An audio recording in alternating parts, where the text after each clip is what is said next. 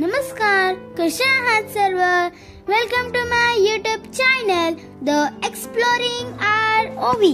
आजच्या व्हिडिओमध्ये मी तुम्हाला अशा काही अनोख्या आणि शैक्षणिक ठिकाणाबद्दल माहिती देणार आहे जिथे प्रत्येक पालकांनी आपल्या मुलांना नक्की घेऊन जावे. लहान वयातच त्यांना उत्तम अनुभव, ज्ञान आणि आनंद मिळावा यासाठी हे ठिकाण अत्यंत महत्त्वाचे आहेत.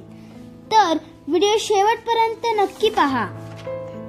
मी माझ्या व्हिडिओला सुरुवात करण्यापूर्वी आत्ताच काही दिवसांपूर्वी आपल्या भारतीय वंशाच्या अमेरिकन नासाच्या अंतराळवीर सुनीता विल्यम या अर्थवर सुखरूप परतल्या.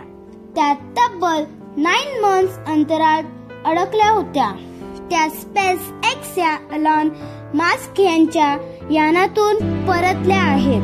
त्यांना माझ्याकडून खूप साऱ्या शुभेच्छा. चला मग आता आपण विज्ञान आणि अंतराळ असलेल्या नेहरू तारांगणचा सफर करूया. जर तुम्ही नेहरू तारांगणला व्हिजिट करणार असाल तर नेहरू तारांगणचा वेळापत्रक खालील प्रमाणे. मंडेला नेहरू तारांगण बंद असते, तसेच बाकीचे सर्व डेजला 11 to 5 वेळामध्ये चालू असते. नेहरू तारांगण हे मुंबईतील सर्वात प्रसिद्ध वैज्ञानिक केंद्र असून विद्यार्थी, अभ्यासक आणि अंतराळ प्रेमीसाठी आदर्श ठिकाण आहे.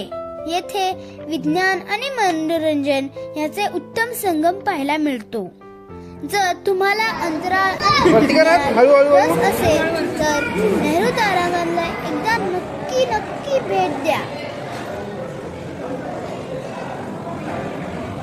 काय पाहिलं जॅकफ्रूट, दुसरा मँगो, पेयर पेयर हे पाहिलं वरती. दाब एकदा, परत एकदा पेयर. बनाना कुठे?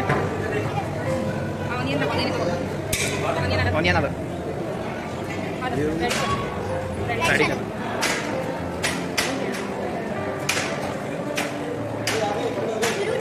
Beetroot, mango mango mango.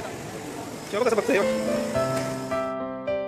येथे दररोज अवकाशाविषयक शो दाखवले जातात, जसे की ताऱ्यांचे रहस्य, ग्रहांचा प्रवास आणि ब्लॅक होल्स यासारखे आकर्षक विषय. शो हिंदी, मराठी आणि इंग्रजी अशा तिन्ही भाषेमध्ये सादर होतात.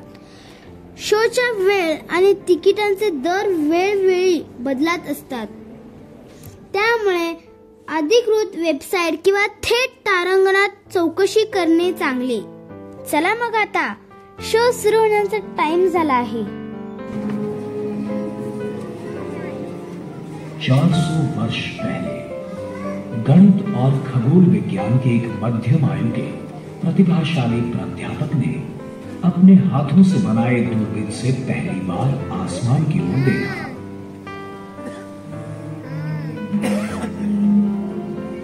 रात के उस आसमान को देखकर सभी लोगों की तरह गैलीलियो गैलीली ने भी आश्चर्य जताया.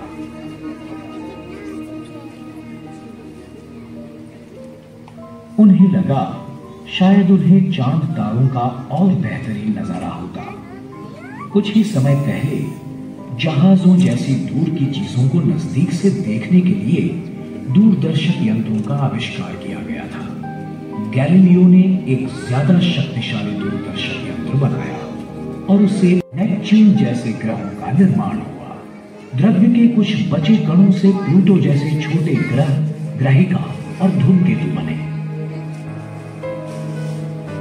जहां पानी का बर्फ बन जाए, जैसे कि मंगल. पानी जल रूप में जीवन विकास के लिए और उत्क्रांति के लिए आवश्यक है.